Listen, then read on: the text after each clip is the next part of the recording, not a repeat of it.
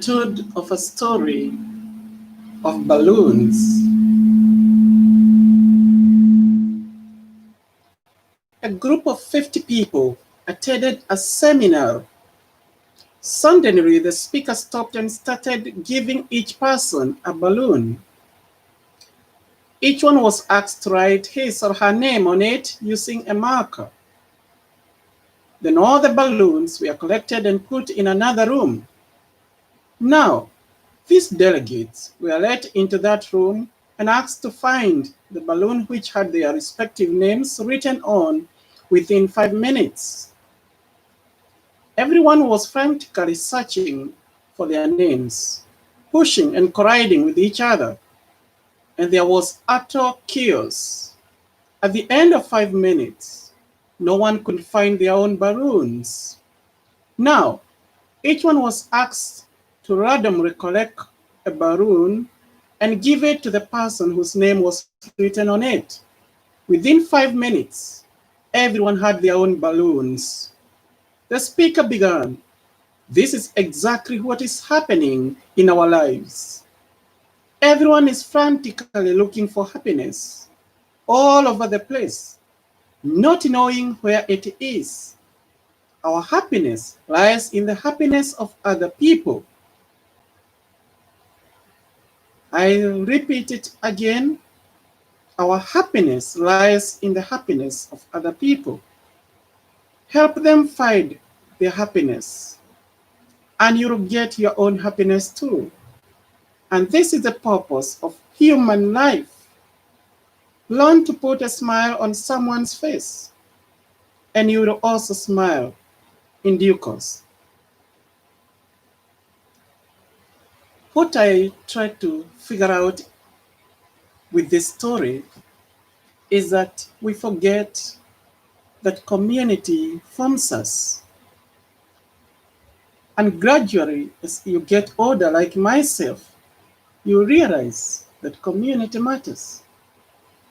There is no way you can live alone on your own. And I think that is why one of the writers wrote a song. No man can leave us an island. No man can leave us an island, journeying through life alone. Since we are most loved by a mother, Jesus came for our rescue. That nobody can live as an island. And we forget this a lot. Many times we think we can live on our own. Yes, you might have dollars, plentiful of dollars in your cabinet or wherever you store it, be it in a bank, but those dollars cannot place food at your table. Someone have to make a move to go and buy food. This must happen, and these are things that we forget in our lives. You forget that you do not need, you do not deserve your neighbor.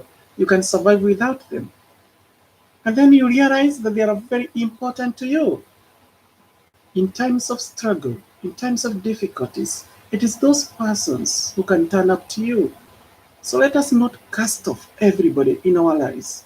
Let us not see people just as entities or people just to be used, but see them as people who are very important and who are special to us. One day I was entering into this taxi and my phone dropped. And it is very risky here. It's not common that someone should give you back your phone. If you lose it, you lose it. One of my friends lost his phone 2 days ago. Yeah, we were going to the beach and, it was actually most likely picked from his pocket. And my phone dropped and I had already gone inside the taxi. And this person, and it's a guy, you know, he said to me, "Bro, you lost your phone." And he gave me back my phone. And I was surprised, to see that still many good people are existing in our world today. So do not live like you never, like you never had anybody in your life. Let's not live like, you know, animals. And actually, that's not a good example because there are animals who are very considerate. But, let us show concern to one another. Let us live like brothers and sisters to one another. Let us share the little that we have so that somehow our jar, our pot can increase what it has. The knowledge that you have is not yours alone. If you're good in study, help others to improve in their studies. Not only because they are your friends, but because you have a duty and responsibility to make other people's lives better. Help one so that they can help 10. Help 10 so that they can help 20. And do not limit yourself.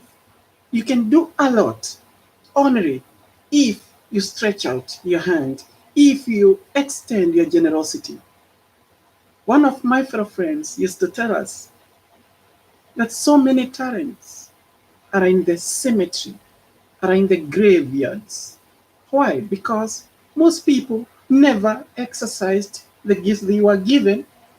And not only that, even the gifts they were given, they never wanted to share it with others. And so they take it to the grave. They die with it. Whom did you help if you're a chef and you didn't help anybody else to become a chef? What is the purpose for all of that? It's a waste. It's a waste of time.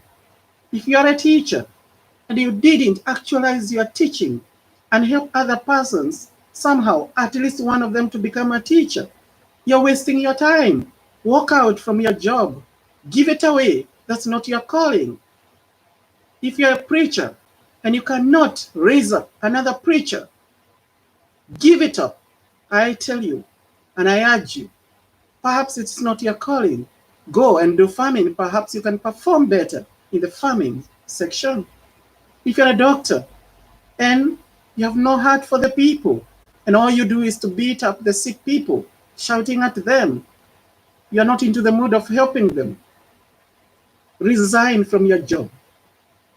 If you're a president and you are a racist, and you're not helping people to overcome racism, you're not preaching and talking about peace, you're not be able to solve the problem or seeking for help, resign from your presidency seat.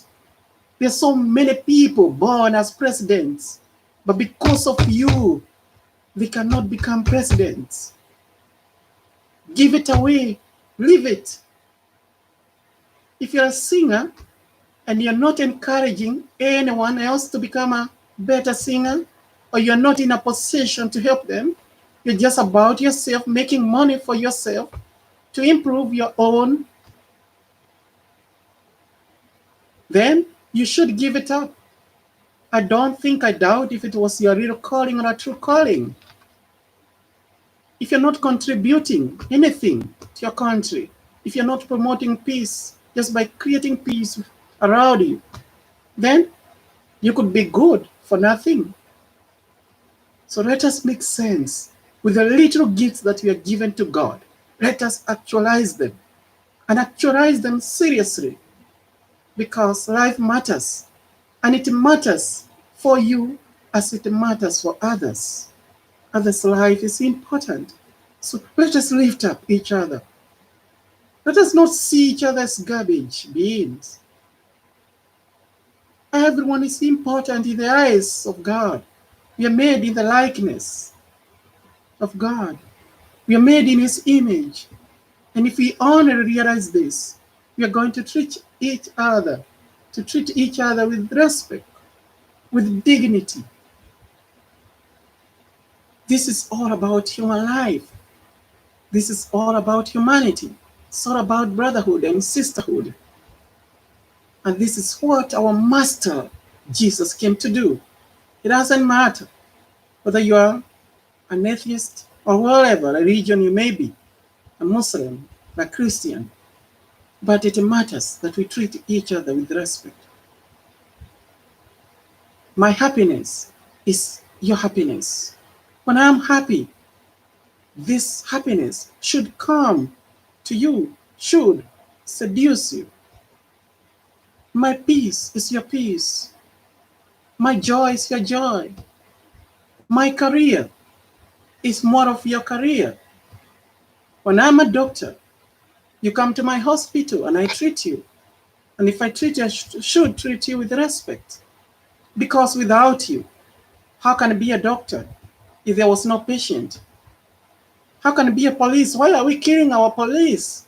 Today, 2 of our police are dead, and 3 are fighting for their life. They went to fight, to save a particular certain community, and unfortunately, it happened that the gunmen climbed on the roof, and so they were able to attack them better, But the lives of the police matter. They matter. So why kill them? Why kill innocent people? They come in to retain and to keep peace. So why kill them? It's so sad. We must stand for justice. The justice of others is our justice. Let us not be reckless in living out this life. Let us not think it is only our own life.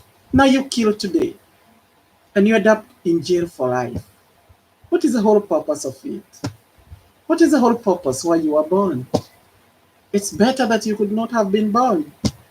This is a hard teaching, but it is a good teaching because it pertains to what life is all about. If you're police, you're to keep justice.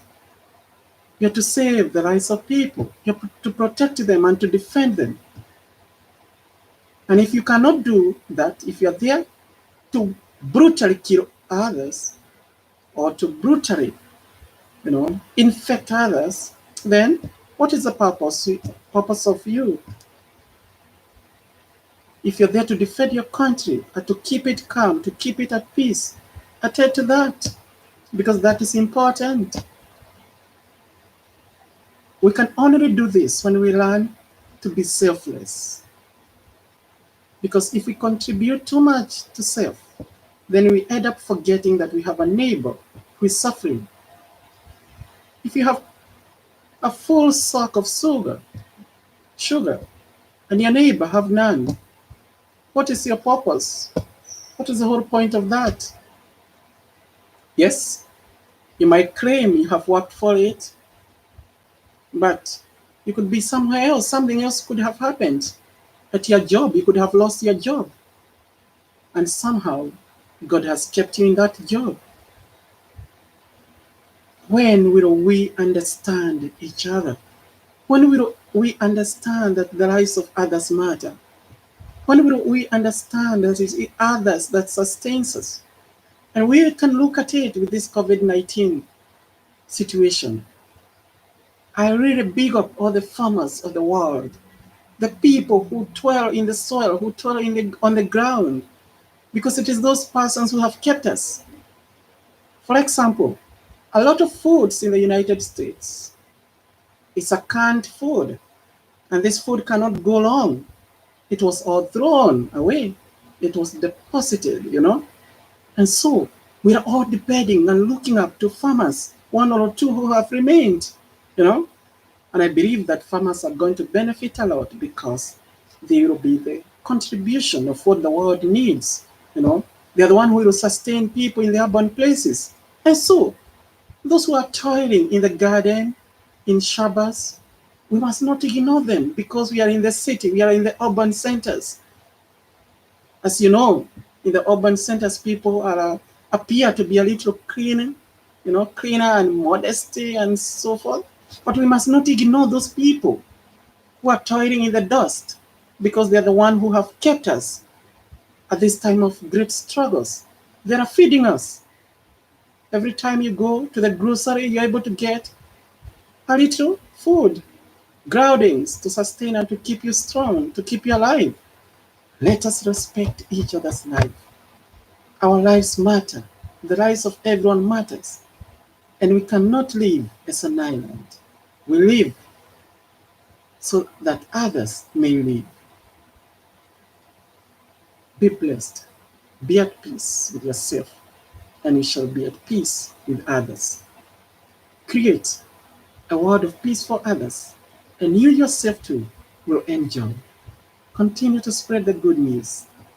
Remember to subscribe. It is free of charge. Here, in this story that I just narrated, it is a food of thought lesson, and we are making others to succeed in life. When you are making others to succeed in life, you also become a huge success, which means you are successful because of your surrounding,